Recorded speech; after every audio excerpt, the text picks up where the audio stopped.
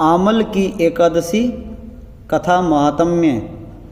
बोलो गणेश जी महाराज की जय। बोलो विष्णु भगवान की जय। मानदाता जी बोले, हे वशिष्ठ जी, यदि आप मुझ पर प्रसन्न है तो इस कथा की महिमा बताएं जिससे मेरा कल्याण हो। बोले कौन सी कथा? बोले आज जो व्रत है आमल की एकादशी का, और व्रत की कथा को जिससे मेरा कल्याण हो। वशिष्ठ जी बोले, हे राजन, सब व्रतों से उत्तम और अंत में मोक्ष देने वाला आमल की एकादशी का वर्ण मैं करता हूँ। अंतम यानी अंतिम समय में हमें मोक्ष देने वाला व्रत है। यह फाल्गुन माह की शुक्ल पक्ष में होती है। इस व्रत का पुण्य 1000 गौदान के बराबर फल मिलता है। यानी इस व्रत की महिमा बहुत बड़ी है। मैं आपसे एक पौराणिक कथा कहता हूँ। एक वैदिक नामक नगर में एक ब्राह्मण, वैश्य, क्षत्रिय, शूद्र यानी चारों वर्ण आनंद पूर्वक रहते थे। उस नगर में चैत्र रथ नामक चंद्रवशी राजा था और वह महाविद्वान था। चंद्रवशी राजा था, वह महान विद्वान था, वह धार्मिक था और वहां के निवासी वृद्ध से बालक प्रत्येक एकादशी का व्रत करते थे।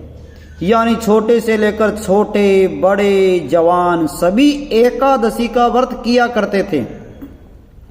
और एक समय फाल्गुन मास के शुक्ल पक्ष को आमल नामक की एकादशी आई, यानी जो आज एकादशी है।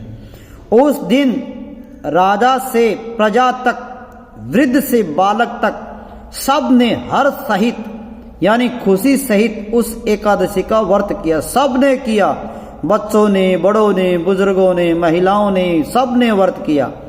राजा अपनी प्रजा के साथ मंदिर में जाकर पूर्ण कुंभ स्थापित करके यानी घड़ा स्थापित करके तथा धूप, दीप, नैवेद्य, पंचरत्न, छत्र आदि से धात्री का पूजन करने लगे।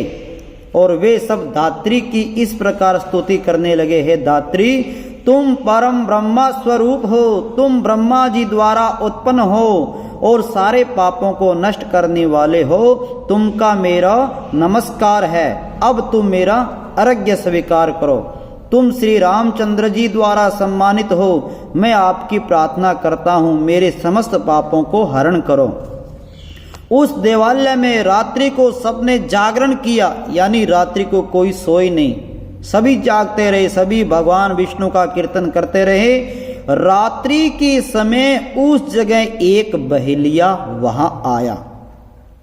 वह महापापी था, दुराचारी था, पाप करने वाला था और वह भूखा था, प्यासा था। उस जगह विष्णु भगवान की कथा एकादशी महात्म्य सुनने लगा। वहां कथा हो रही थी, वह बेचारा चुपचाप वहां बैठ गया और भगवान विष्णु की कथा सुनने लगा, महात्म्य सुनने लगा। बहेलिया ने उस रात्रि को अन्य लोगों के साथ जागकर व्यतीत किया, यानी पूरे भक्त जागते रहे, सभी ने जागरण किया और वह भी जागता रहा, सोया नहीं। प्रातः काल होते ही सभी लोग अपने अपने घर को गए। बहेलिया भी वहां से चला गया। कुछ समय बीतने के पश्चात उस बहेलिया की मृत्यु हो गई और उस आमक की एकादशी के व्रत तथा जागरण के प्रभाव से उसने राजा विदुरथ के घर जन्म लिया। बहेलिया का दूसरा जन्म हो गया। और उसने कहाँ जन्म लिया? बोले राजा विदुरथ के। पहले बहेलिया था, महापापी था, दुराचारी था, पाप करने वाला, और एकादशी का व्रत किया उसने। एकादशी की उसने कथा सुनी, जहां मंदिर में कथा हो रही थी, लोग कथा कर रहे थे और वह चुपचाप वहां जाकर बैठ गया। कुछ समय बाद यानी कुछ समय बीतने पर उसकी मृत्यु हो गई। अब उसका पुनर्जन्म हुआ, राजा के घर पे हुआ। बोले किनके घर पे? बोले राजा विदुरथ के घर जन्म ले लिया। और उसका नाम क्या रखा? वसुरथ। बहेलिया का नाम रख दिया गया वसुरथ। बड़े होने पर वह चतुरंगिनी सेना सहित धन धान्यों से युक्त होकर 10 सहस्त्र ग्रामों का पालन करने लगा। 10,000 गामों का पालन करने लगा केवल एकादशी व्रत के प्रभाव से। वह तेज में सूर्य के यानी सूर्य के समान वह तेज था, कांति में चंद्रमा के समान, वीरता में विष्णु भगवान के और क्षमा में पृथ्वी के समान था। विष्णु भगवान के समान था, क्षमा में पृथ्वी के समान था। और वह अत्यंत धार्मिक, सत्यवादी, कर्मवीर और विष्णु भक्त था। सजनों, पहले वह पापी था, महाचारी था, पाप करने वाला था और अब उसका दोबारा जन्म हुआ तो लिखा है इसमें अत्यंत धार्मिक था, सत्यवादी था, कर्मवीर था, विष्णु भक्त था। वह सदैव यज्ञ किया करता था, विष्णु भगवान का पूजा पाठ किया करता था। एक दिन वह राजा शिकार खेलने के लिए गया।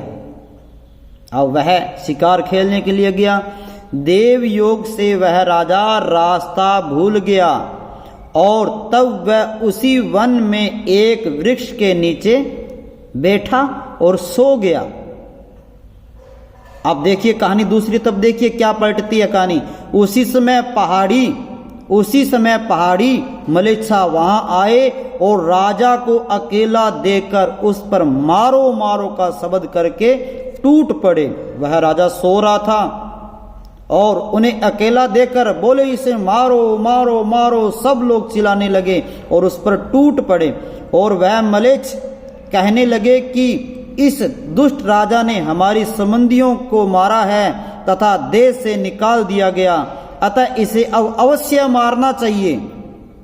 ऐसा कहकर वह मलेच्छ राजा पर अस्त्र शस्त्र का प्रहार करने लगे। वह सो रहा है और उनके अस्त्र शस्त्र राजा के शरीर पर गिरते ही नष्ट हो जाते हैं और उसको पुष्पों के समान प्रतीत होते हैं। अस्त्र शस्त्र छोड़ते हैं मलेच्छा और वह पुष्प की माला बनकर राजा के गले में जाकर चली जाती है। उन मलेच्छों के अस्त्र शस्त्र उन पर उल्टा प्रहार करने लगे। अब वो मलेच्छ अस्त्र शस्त्र छोड़ रहे हैं, वापिस उन्हीं पे आ रहे हैं अस्त्र शस्त्र और उस राजा पे कोई फर्क नहीं, बहलिया पर कोई फर्क नहीं और वे सभी मलेच्छा मूर्छित हो गए। उस समय राजा के शरीर से एक दिव्य स्त्री प्रकट हुई और अत्यंत सुंदर वस्त्रों तथा आभूषणों से अलंकृत थी और उसकी भ्रुकुटी टेढ़ी थी, आंखों में लाल लाल अग्नि निकल रही थी। वह मलेच्छों को मारने दौड़ी और समस्त मलेच्छों को काल के गाल में पहुंचा दिया। अब राजा जब जगा तब इन मलेच्छों को मरा देखकर सोचने लगा कि अरे इन स्त्रियों को किसने मारा है।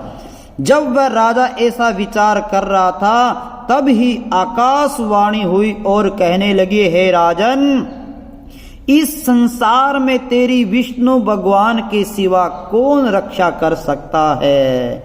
बोलो विष्णु भगवान की। इस आकाशवाणी को सुनकर राजा अपने नगर को वापस आ गया और सुख पूर्वक राज करने लगा। महर्षि वशिष्ठ जी बोले, हे राजन, अब सब आमल की एकादशी के व्रत का प्रभाव था और जो मनुष्य इस आमल की एकादशी को व्रत करते हैं वे सब प्रत्येक कार्य में सफल होते हैं और अंत में विष्णु लोक में जाते हैं। विष्णु हरि नारायण की उन पर, उनके परिवार पर कृपा बनी रहती है। बोले विष्णु भगवान की जय हो। बोलो नारायण भगवान की जय हो। श्रीमन नारायण नारायण।